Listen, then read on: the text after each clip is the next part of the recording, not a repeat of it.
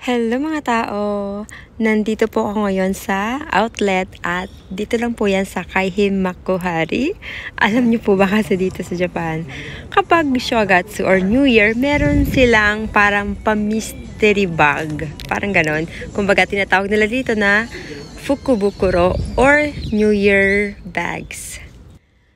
So kumbaga, merong 5,000 na amount kang bibilhin sa isang bag na yon, pero hindi mo alam kung ano ang laman. Actually, marami po nila makikita sa mga donkey or sa mga supermarket.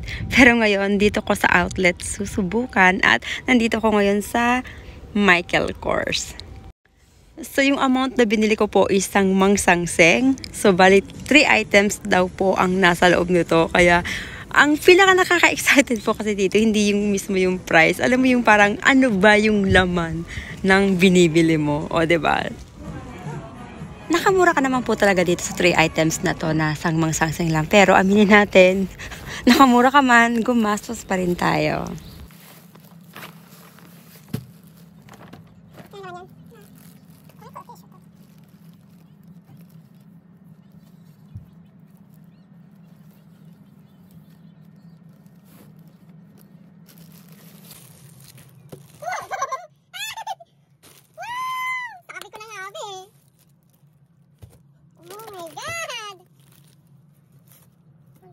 Tatlo. Ano naman? Wala na naman yun. Tatlo ito.